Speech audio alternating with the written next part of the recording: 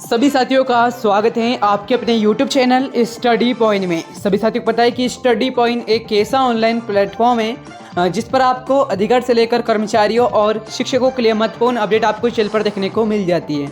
आइए जानते हैं इस वीडियो के माध्यम से नई अपडेट जो कि सभी कर्मचारियों को लेकर आ चुके हैं। जानने से पहले सभी कर्मचारी अधिकारी से मेरा निवेदन है कि आप हमारे चैनल में पहली बार आएँ तो चैनल को लाइक ज़रूर कर लीजिएगा, साथ ही चैनल को सब्सक्राइब कर इस वीडियो को शेयर करने का प्रयास ज़रूर करिएगा। तो आइए जानते हैं इस वीडियो को, पूरी अपडेट को बने रहेगा सभी साथी, सभी कर्मचारी, अधिकारी।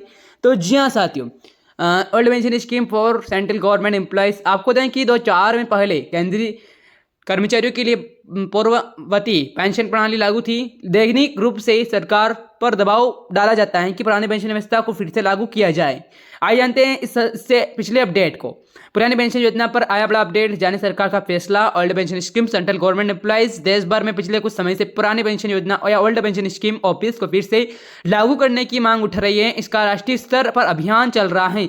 जब चुनाव करीब आते हैं तो मांग तेज हो जाती है। ऐसे में आगामी चुनाव लोकसभा इलेक्शन 2024 में मद्देनजर नए सिरे से पुरानी पेंशन योजना ओल्ड पेंशन स्कीम को लागू करने की मांग को लेकर बहस छिड़ी हुई है। इस तरह सरकार जहां पुरानी पेंशन को लागू किए जाने के पक्ष में नजर नहीं आ रही है, वही चुनावी माहौल में विपक्षी पार्टियां पुरानी पेंशन व्यवस्था और ओल्ड पेंशन स्कीम सिस्टम की बहाली पर लगातार रियायत करती आई। आगामी चुनाव से कुछ पार्टी इसके बहाली के मुद्दे को उठाकर वोटर को लुभाने का प्रयास कर सकती है। ऐसे में क्या लोकसभा चुनाव को देखते हुए केंद्र की मोदी सरकार कर्मचारी की मांग को ध्यान में रखते हुए एक बार फिर से पुरानी पेंशन को वापस ला सकती है? यह सवाल इसलिए उठ रहा है कि क्योंकि सैलरीड और पेंशनर का एक बड़ा वोटर है वर्ग के चुनाव के देखते हुए सरकार उन्हें लुभाने का प्रयास करती है और कई राज्यों में कर्मचारी पुरानी पेंशन योजना बहाल करने की मांग कर रहे हैं। आखिर न्यू पेंशन स्कीम को छोड़ कर्मचारी फिर से पुरानी पेंशन की मांग क्यों कर रहे हैं? क्या सरकार उनकी मांग पर कोई हल निकालने की कोशिश करेगी? अगर देश भर में एक बार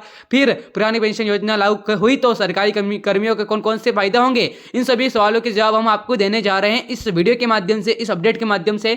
पेंशन स्कीम ओपीएस क्या है? पुरानी पेंशन योजना यानी ओल्ड पेंशन स्कीम ओपीएस के तहत सरकार साल 2004 में से पहले कर्मचारी की रिटायरमेंट के बाद एक निश्चित पेंशन देती है। ये पेंशन कर्मचारी की रिटायरमेंट के समय उनके वेतन पर आधारित होती है। इस स्कीम में रिटायर हुए कर्मचारी की मौत के बाद उनके परिजनों को भी पेंशन दी जाती है। हालांकि पुरानी पेंशन ओल्ड पेंशन स्कीम को 1 अप्रैल 2004 के बंद कर दिया गया था। इसे राष्ट्रीय पेंशन योजना नेशनल पेंशन स्कीम के बदलाव किया गया था, जिसके बाद से कर्मचारी इसको वापस लेने की मांग काफी जोरों से हो रही है और वही पुरानी पेंशन लागू करने की मांग लगातार की जा रही है। पुरानी पेंशन ओल्ड पेंशन स्कीम के फायदे, इस स्कीम के तहत कर्मचारी को रिटायरमेंट के समय उनके वेतन में सीधे आधी राशि उनकी पेंशन के रूप में दी जाती है।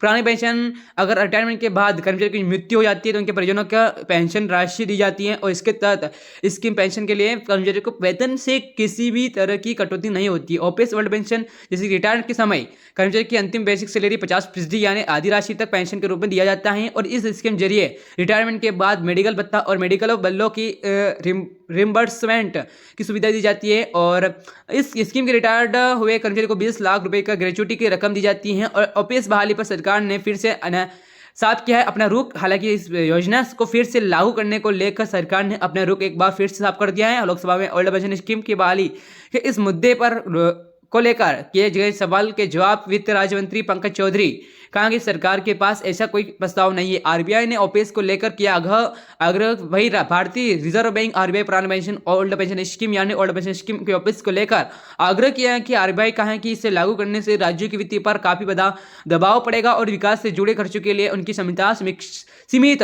होगी। आरबीआई की रिपोर्ट में कहा गया कि इस प्रकार राज्य ने पुरानी पेंशन की लौटना पीछे की तरफ से जाने की दिशा में एक बड़ा कदम उठाया होगा। तो इस प्रकार से है पूरी अपडेट सभी कर्मचारियों के लिए है। सभी कर्मचारी से फिर से मेरा निवेदन करना चाहता हूं कि आप हमारे चैनल में पहली बार आए तो चैनल को लाइक जरूर कर लीजिएगा, साथ ही चैनल को सब्सक्राइब करें, इस वीडियो को शेयर करें। रोजाना नई अपडेट जानने के लिए इस प्लेटफॉर्म के माध्यम से बने रहेगा स्टडी पॉइंट के माध्यम से। जय हिंद, जय भारत।